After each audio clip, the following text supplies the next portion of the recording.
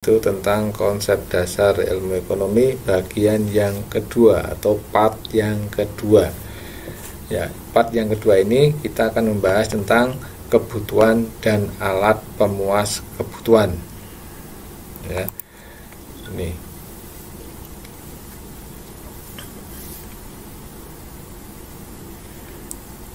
Baik. Ada 5 sub pokok bahasan yang kita bahas pada part yang kedua ini.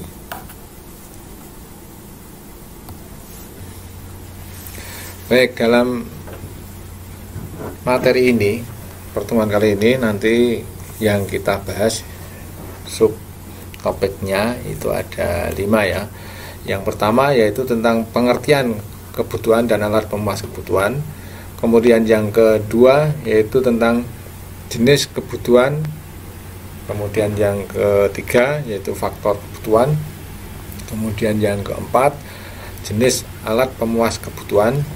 Kemudian yang terakhir yaitu kegunaan benda. Itu yang kita bahas kali ini. Baik, kita langsung saja masuk ke materi ya. Namun sebelumnya seperti biasanya yang belum support terhadap video saya, mohon disupport ya dengan subscribe-nya atau like-nya supaya video ini lebih berkembang lagi dan ada masukan nanti kalau ada perbaikan. Baik, kita langsung materi yang A ya, tentang pengertian kebutuhan dan alat pemuas kebutuhan. Nah, di sini ini nanti yang kita bahas yaitu tentang pengertian kebutuhan dan pengertian alat pemuas kebutuhan. Nah, kebutuhan sendiri itu nanti Anda harus bisa membedakan antara kebutuhan dengan keinginan. Ya. Kemudian yang alat pemuas kebutuhan itu nanti yang kita bahas yaitu tentang alat pemuas kebutuhan itu berarti pengertian barang dan jasa. Baik, langsung masuk. Yang pertama yaitu tentang kebutuhan. Kebutuhan di sini Anda harus bisa membedakan antara kebutuhan dan keinginan. Nah, kebutuhan itu pada intinya yaitu hasrat yang ada dalam diri manusia, tapi harus terpenuhi. Jika tidak terpenuhi, akan dapat mengganggu kelangsungan hidup manusia itu sendiri. Jadi ini harus terpenuhi. Kemudian kalau keinginan itu sama-sama hasrat dari diri kita manusia, tapi jika tidak terpenuhi itu tidak akan mengganggu kelangsungan hidup. Itu diingat ya. Diingat anak-anakku sekalian, apa beda dari kebutuhan dan dan keinginan, harus bisa membedakan.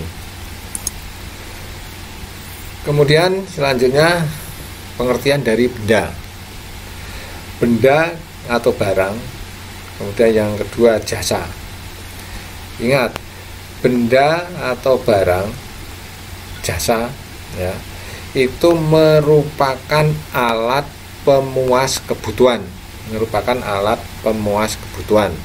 Nah, barang atau benda itu yang berwujud ya, mempunyai bentuk wujud yang digunakan untuk memenuhi kebutuhan atau penghasilan benda lain yang memenuhi kebutuhan masyarakat. Jadi ini benda itu dipakai untuk memenuhi kebutuhan hidup masyarakat, memuaskan masyarakat atau manusia. Dan bisa benda itu dipakai untuk membuat benda lain, intinya seperti itu. Itu benda atau barang. Jadi sama ya antara benda dan barang. Kemudian yang kedua, jasa. Jasa itu juga dipakai alat untuk memuaskan kebutuhan manusia.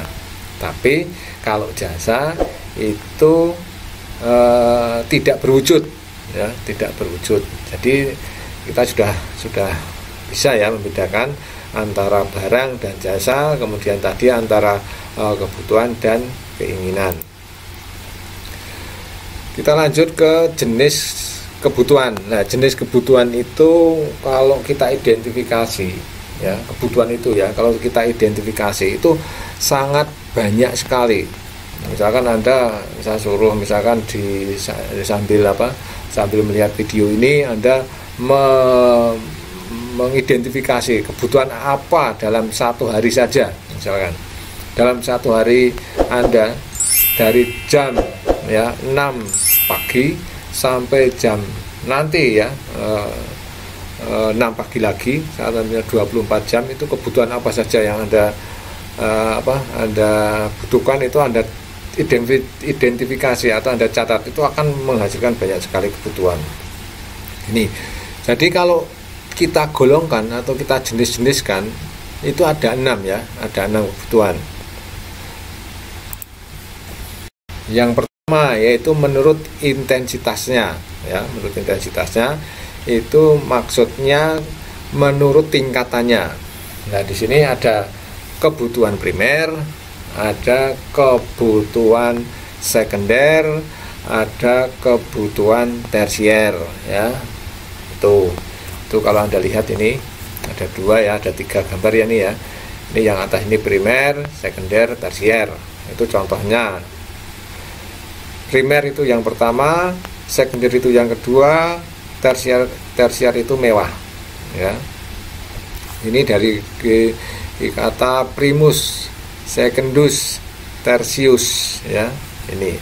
Nah, dalam perkembangan zaman atau budaya, ya, itu biasanya sekarang itu sudah bergeser ya. Ada kebutuhan sekunder, ya, tapi sudah masuk ke kebutuhan primer. Itu contohnya misalkan sekarang ini handphone.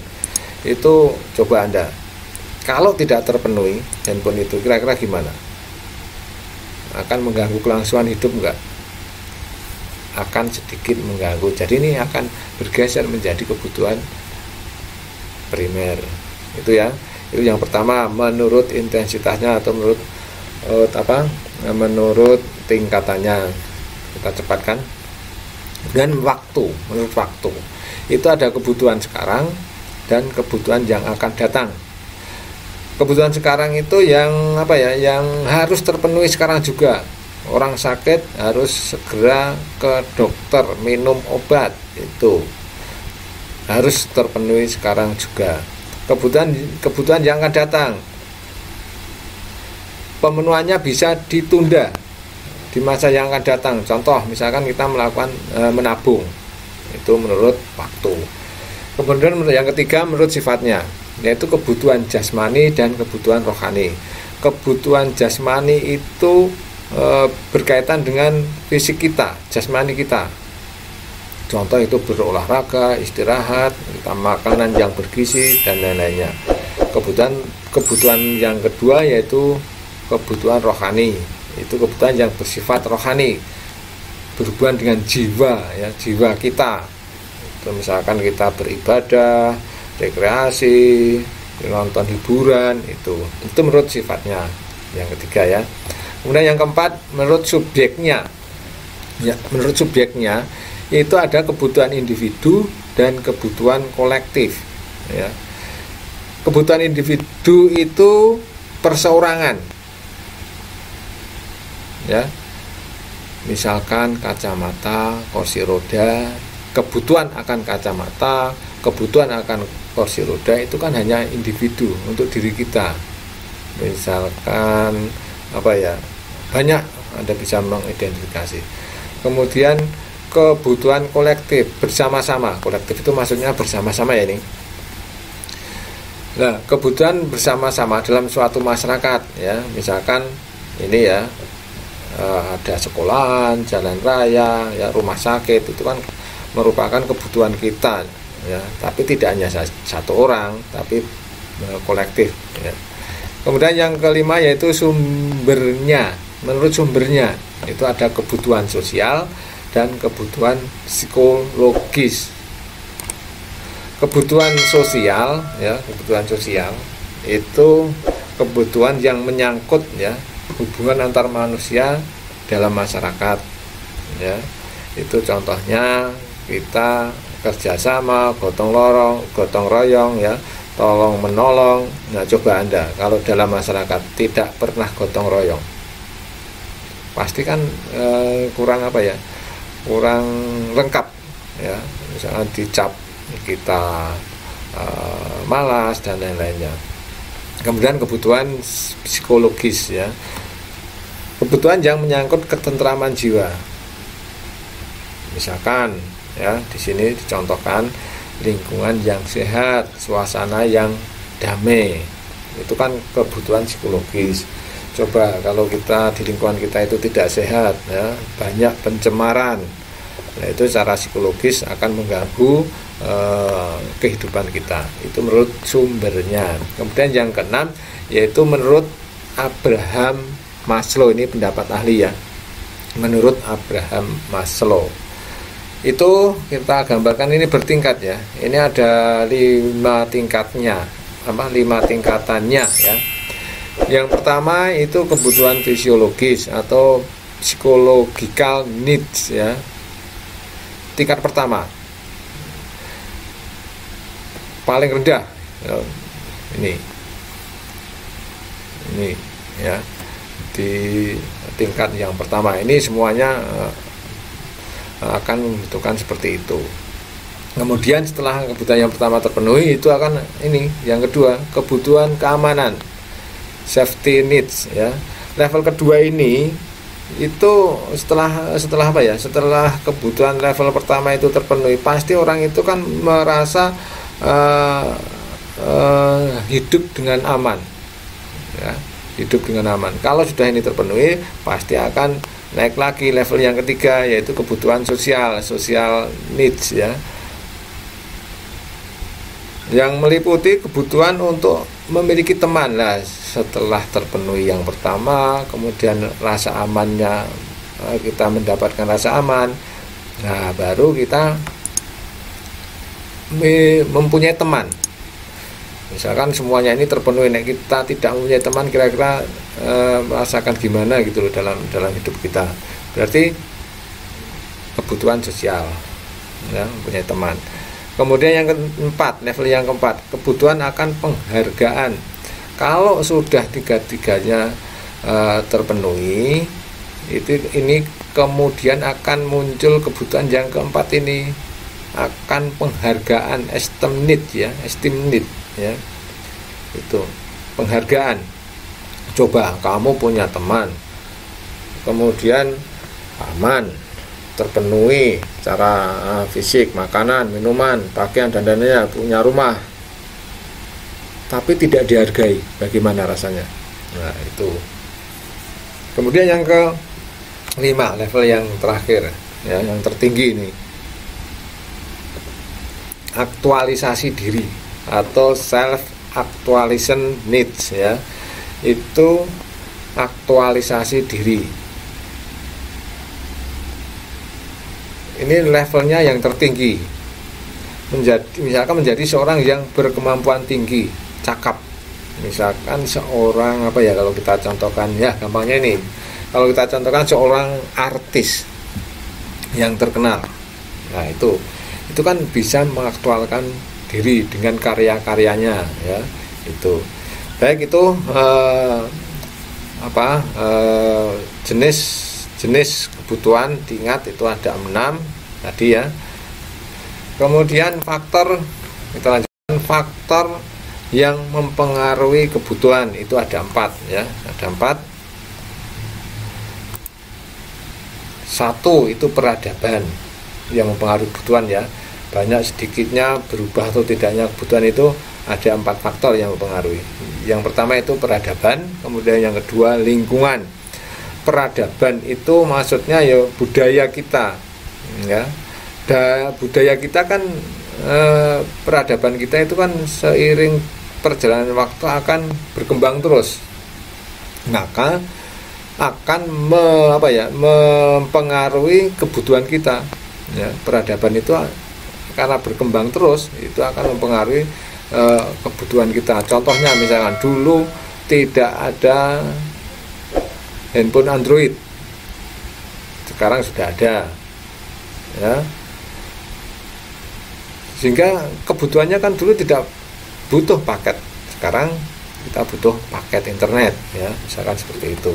Kemudian yang kedua, lingkungan. Lingkungan ini juga akan menyebabkan perubahan kebutuhan. Misalkan orang yang berada di lingkungan pesisir dengan orang yang berada di lingkungan pegunungan, kira-kira kan beda juga ya kebutuhannya.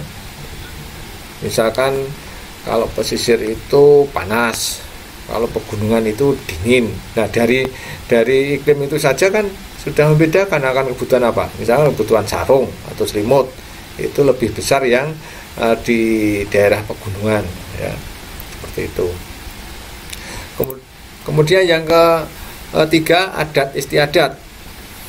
Adat Bali, adat Jawa. Kira-kira beda nggak kebutuhannya? Sangat beda. Ya, beda sekali. Adat mana lagi? Itu nanti akan membedakan ya, membedakan antara kebutuhannya itu. Kemudian agama. Agama muslim dan non muslim. Itu akan mempengaruhi jumlah kebutuhannya. Baik itu ya, jenis kebutuhan dan faktor yang mempengaruhi kebutuhan. Kemudian yang selanjutnya yang alat pemuas kebutuhan. Alat pemuas kebutuhan itu maksudnya tadi apa? Ya, barang dan jasa. Nah, ini jenisnya ada 6 ya, kita lihat. Yang pertama yaitu menurut cara memperolehnya ya, menurut cara memperolehnya. Nah, menurut cara memperolehnya itu barang itu dibedakan menjadi 2, itu barang ekonomi dan barang bebas. Maksudnya kalau barang ekonomi itu barang yang untuk mendapatkannya itu perlu pengorbanan ya, atau kita perlu membeli. Kalau sekarang ya, itu barang ekonomis atau ekonomi. Kemudian yang kedua, barang bebas. Barang bebas itu barang yang untuk mendapatkannya itu tidak perlu pengorbanan. Jadi banyak sekali ya, hampir tidak terbatas ya, sehingga tidak perlu pengorbanan. Itu menurut cara memperolehnya ya. Kemudian menurut fungsinya itu barang konsumsi dan barang produksi. Nah, barang konsumsi itu ya pada intinya itu barang yang langsung bisa kita nikmati atau kita makan, kita manfaatkan ya, kita pakai lah ya. Itu barang konsumsi. Kemudian kalau barang produksi itu barang yang kita gunakan lagi untuk membuat barang lain. Berarti barang yang kita gunakan untuk memproduksi barang lainnya atau barang turunannya. Itu barang produksi. Itu yang jenis yang kedua. Kita bedakan menjadi 2 juga. Kemudian jenis yang ketiga yaitu menurut jaminannya. Ya, menurut jaminannya. Kalau menurut jaminannya itu ada barang tetap dan barang bergerak. Maksudnya barang tetap itu barang yang bisa dipakai untuk jaminan. Jaminan apa? Borek ya, istilah Jawanya borek ya. Itu untuk mendapatkan kredit. Nah, jaminan ya, kredit yang jangka pendek ya, 1 tahun ke bawah ya, maaf 1 tahun ke atas, jangka panjang ya. Itu kalau barang tetap. Kalau barang bergerak ya, itu untuk bisa dipindah-pindahkan, cepat dipindahkan. Jadi kalau barang tetap itu perpindahannya itu sangat memerlukan waktu lama. Kalau barang bergerak itu perpindahannya itu cepat, bisa mudah dipindah tangankan atau dijual belikan itu cepat ya. Nah, barang ini yang barang cepat dijual belikan ini, pindah-pindah ini, itu hanya bisa dipakai untuk jaminan pinjaman itu kurang dari 1 tahun. Tapi kalau barangnya tetap, karena tidak mudah dijual belikan, perlu proses lama, itu bisa lebih dari 1 tahun ya. Contohnya kalau tetap itu tanah gedung dan lain-lainnya. Tapi kalau yang ini yang cepat dipindahkan itu misalkan barang-barang perhiasan ya, barang dagangan. Itu menurut jaminannya. Yang keempat itu ya menurut penggunaannya. Nah, untuk jenis yang keempat ini ya menurut penggunaannya, maksudnya barang itu digunakan ya, digunakan. Itu kalau yang pertama substitusi, itu benda atau barang itu digunakan pemakaiannya ya, dapat istilahnya menggantikan barang lain. Contoh, beras diganti dengan jagung.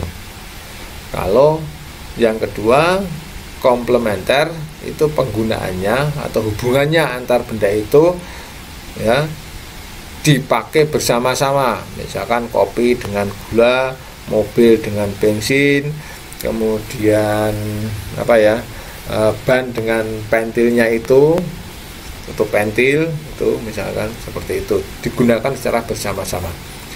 Ini menurut penggunaannya atau menurut hubungan antar benda, boleh ya, penggunaannya atau untuk hubungan antar benda. Kemudian yang kelima yaitu proses produksi ya. Benda dibedakan menurut proses produksinya, itu ada barang mentah, barang setengah jadi, dan barang jadi. Ini sudah saya yakin sudah bisa ya. Yang barang mentah itu belum mengalami proses pengolahan. Kalau barang setengah jadi itu sudah pengolahan ya, tapi belum mencapai produk akhir, baru setengah jadi benang misalkan contohnya. Kalau yang atas ini kalau kita urutkan ya, mentah itu misalkan kapas ya, kemudian ini benang. Barang jadinya apa? Misalkan pakaian. Produksi akhir setelah barang melalui proses pengolahan dari bahan mentah menjadi barang setengah jadi. Itu yang kelima. Kemudian yang terakhir, yang keenam, yaitu menurut perubahan pendapatan ya. Ada barang superior, ada barang inferior. Nah, barang superior ini barang yang tidak, jika pendapatan konsumen meningkat, maka konsumen tersebut akan lebih banyak membelikan barang tersebut. Jadi barangnya itu sangat kuat ya. Walaupun pendapatannya meningkat, barang itu tetap dibeli ya. Bahkan menambah pembeliannya walaupun pendapatannya naik. Tapi barang inferior, jika pendapatan konsumen meningkat, maka konsumen tersebut akan mengurangi. Nah, ini mah kebalikannya. Kalau inferior itu barangnya itu kalau pendapatannya naik, itu tidak dipakai untuk membeli barang tersebut, malah justru akan dikurangi. Contohnya ya, bagi orang miskin, jika pendapatannya naik, maka dia akan mengurangi membeli gaplek, akan pindah ke barang yang lain, misalkan beras. Baik, kita lanjutkan materi yang kelima, yaitu tentang kegunaan benda. Kegunaan benda. Ada 6 ya. Ada 6 kegunaan benda. Yang pertama yaitu kegunaan elemen atau elementary utility. Barang atau benda itu akan lebih berguna karena adanya perbedaan elemen dasar, unsur ya, perbedaan unsur. Misalkan di sini kita contohkan kayu jati sebelumnya dijadikan lemari. Itu kan kayu jati menjadi lemari, itu kan elemennya, unsurnya berbeda ya. Itu. Kemudian contoh lain yang lebih mudah yaitu misalkan tanah di pegunungan dengan tanah di pesisir, itu akan beda juga ya. Unsurnya beda. Di pesisir itu ada banyak pasirnya, kemudian di daerah pegunungan itu nanti banyak batunya ya. Itu akan berbeda ya. Jadi di sini adanya kegunaan elemen atau unsur dasarnya. Kemudian yang kedua yaitu kegunaan waktu atau time utility. time utility atau kegunaan waktu itu menunjukkan bahwa barang yang barang itu akan menjadi lebih berguna karena akan di situ ada adanya perubahan waktu, ya. Perubahan waktu, misalkan di sini contohnya contoh yang mudah saja, ya. Misalkan jas hujan, ya, jas hujan atau payung. Payung itu kalau di musim hujan itu sangat berguna, atau jas hujan itu di musim hujan sangat berguna. Tapi kalau di musim kemarau mungkin kegunaannya kurang berguna kalau dibandingkan pada waktu musim hujan. Kemudian yang ketiga yaitu kegunaan tempat atau place utility. Barang itu lebih berguna karena adanya perubahan atau perbedaan tempat, place, tempat, ya. Misalkan pasir, ya, ada di lingkungan SMA Bambang Lipuro ini pasir misalkan. Kalau masih di Sungai Progo itu belum banyak kegunaannya, tapi kalau sudah dipindah, ya, di toko besi atau di SMA Bambang Lipuro, pasir itu sangat berguna karena dipakai untuk bahan pokok dalam membangun gedung SMA misalkan. Kemudian yang keempat yaitu kegunaan bentuk, form utility. Barang itu akan lebih berguna karena adanya perubahan bentuk, ya, perubahan bentuk. Di sini kita contohkan misalkan kayu jati dirubah menjadi meja kelas, ya, yang di dalam kelas. Nah itu karena adanya perubahan bentuk, misalnya batangan kayu jati kan belum berguna, ya, kemudian berubah menjadi meja kelas atau kursi kelas, itu menunjukkan perbedaan atau perubahan bentuk. Kemudian yang selanjutnya yang keenam yaitu kegunaan milik atau ownership utility. Barang atau benda itu akan lebih berguna itu setelah di situ adanya perpindahan hak milik atau perubahan hak milik atau sudah kita beli, ya. Kalau di sini contohnya ilmu mendidik yang dimiliki, ya, oleh seorang guru akan lebih berguna, ya, bagi guru tersebut, ya. Itu contoh yang konkret yang lebih mudah, misalkan barang, ya, misalkan barang sepeda motor, ya. Sepeda motor itu misalkan masih di toko, di dealer itu belum mempunyai kegunaan yang maksimal, tapi setelah kita beli di situ kan kalau kita beli kan ada perpindahan hak milik, ya, menjadi milik kita. Nah itu akan lebih berguna misalkan sebagai sarana transportasi ke sekolah misalkan. Kemudian yang terakhir yaitu kegunaan pelayanan atau service utility. Ini banyak yang ke jasa, ya. Nah itu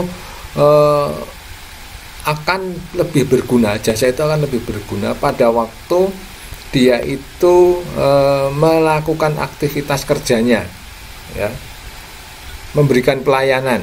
Contohnya, ya, contoh seorang guru, ya, itu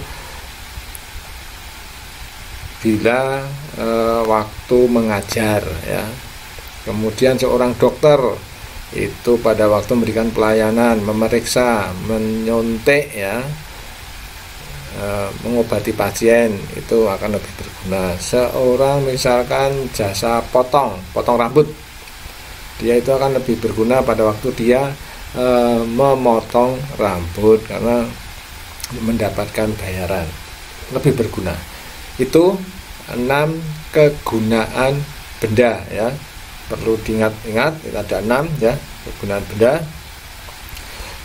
Itu yang bisa saya sampaikan, kita ulas sedikit yaitu tentang materi kali ini, yang kedua ini, session yang kedua atau part yang kedua tadi tentang kebutuhan dan alat pemuas kebutuhan. Ada pengertian benda, pengertian jasa, ada pengertian kebutuhan itu sendiri, keinginan, kemudian jenis kebutuhan, ada 6 dibedakan, ada faktor kebutuhan, ada 4, kemudian jenis benda atau barang itu juga ada 6, dan kegunaan benda juga ada 6. Baik, itu materi kali ini. Mohon dukungannya ya. Sekali lagi sebelum saya akhiri, mohon di subscribe ya, atau di like, atau disebarkan bila video ini bermanfaat. Ada salah, mohon maaf. Saya akhiri. Assalamualaikum warahmatullahi wabarakatuh.